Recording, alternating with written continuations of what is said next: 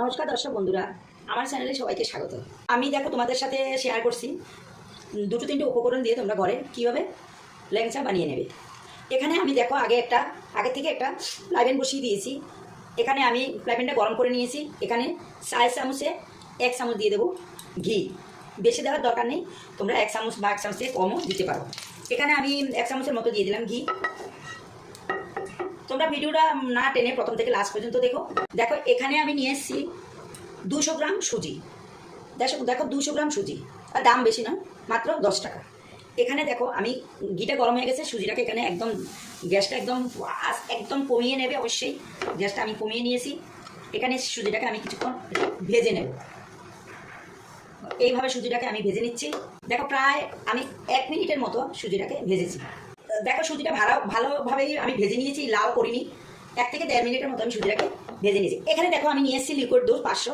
দুধটাকে আমি ফুটিয়ে আগে থেকে ঠান্ডা করে নিয়ে এসেছি। এবার আমি এখানে 200 গ্রাম সুজির জন্য 500 দুধ এখানে দিয়ে দেবো। দেখো এখানে আমি দিয়ে দিচ্ছি একটু ছিটাফোঁটা লবণ। আমি প্রথম দুধটা হাফ দিয়েছি, আর বাকি দুধটাকে এখন আমি দিয়ে দিলাম। তোমরা একবার ঘরে এইভাবে নিজেরা করে দেখো। দোকানে এমন কোনো কিছু দিয়ে করে না যে তোমরা করতে পারবে না, বা সেই উপকরণগুলো তোমাদের কাছে নেই। এটা আমি এবার ভালো করে নেড়ে একদম শুকনো, যেরকম পিঠে করে আমরা কাই করি ওরকম করে একটা ডো তৈরি করে নেব। দেখো ডোটা বানানো তৈরি হয়ে গেছে। এবার আমি এটাকে এখানে নামিয়ে ঠান্ডা করতে দেবো।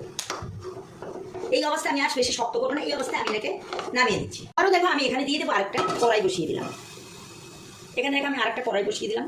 এবার কড়াইটা গরম হওয়ার কোনো দরকার নেই। দেখো এখানে আমি দিয়ে দেবো 1 বাটি চিনি। যে বাটি আমি চিনি দেবো, আমি সেই বাটিতে এখানে 2 বাটি জল দিয়ে দেবো। দেখো এখানে আমি 2.5 বাটির মতো জল দিয়ে দিলাম। এখানে দেখো আমি শিরাটা বানানোর জন্য জলটা দিলাম। এবার আমি এটাকে বেশি করবো না, বেশি ঘনত্ব করবো না। জাস্ট চিনিটা গলে এসে যখন ভালো করে জলটা ফুটে আসবে তখন আমি গ্যাসটাকে অফ করে দেবো। দেখো এখানে 4টে এলাচ মুখ ফাটিয়ে আমি শিরাটাতে দিয়ে দিলাম। এবার চিনিটা গলা পর্যন্ত আমাদের অপেক্ষা করতে হবে। দেখো জলটা এখানে পুরোপুরি একদম ফুটে গেছে। এবার আমি আর এটাকে ঘনত্ব করবো না। এখানে আমি গ্যাসটাকে অফ করে দিয়ে শিরাটাকে ঢাকা দিয়ে রাখছি। এবার চলো বাকি ল্যাংচাগুলো ডোটা ঠান্ডা হয়ে গেছে। এবার আমরা ল্যাংচাগুলো বানিয়ে নিচ্ছি। দেখো ডোটা প্রায় ঠান্ডা হয়ে গেছে। দেখো এবার আমরা এটাকে ভালো করে হাত দিয়ে মেখে নিতে হবে।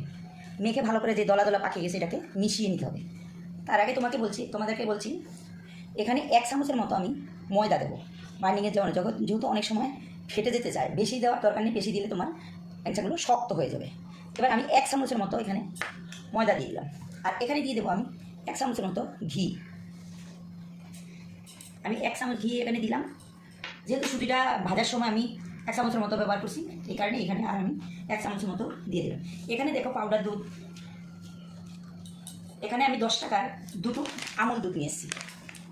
তোমরা ইচ্ছা করলে দিতে পারো, নাও দিতে পারো, কিন্তু আমুল দুধটা হলো অপশনাল। দুটো দিলে ল্যাংচা দুধ টেস্ট খুবই ভালো হয়। এবার আমি এখানে দুধটাকে দিয়ে দিলাম। আমি 2 প্যাকেট দুধই দেবো। দেখো আমি 2 প্যাকেট দুধ এখানে দিয়ে দিলাম। এবার এই সব উপকরণগুলো আমি ভালো করে মিশিয়ে নেব। ময়দা আর পাউডার দুধগুলো দিয়ে আমি ভালো করে মিশিয়ে নিচ্ছি হাতে।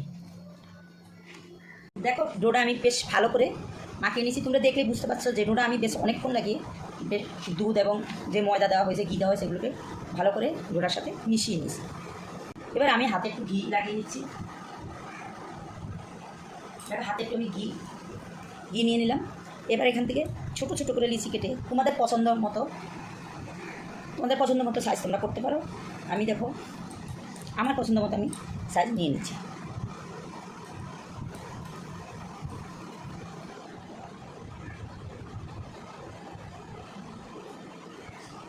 বানানোর সময় যেমন কোনো ফাটা বা কোনো ফুটো না থাকে, ওগুলো ভালো করে বানানোর সময় তোমরা একটু দেখে নেবে। দেখো আমি এই সাইজ করেছি। তোমরা চাইলে তোমাদের পছন্দ মতো বড়ো বা ছোটো সব রকমই করতে পারো তোমাদের ইচ্ছে অনুযায়ী। দেখো আমি একটা করে এখানে বানিয়ে নিচ্ছি। দেখো 200 গ্রাম সুজি দিয়ে দেখো আমার 16টা ল্যাংচা হয়েছে।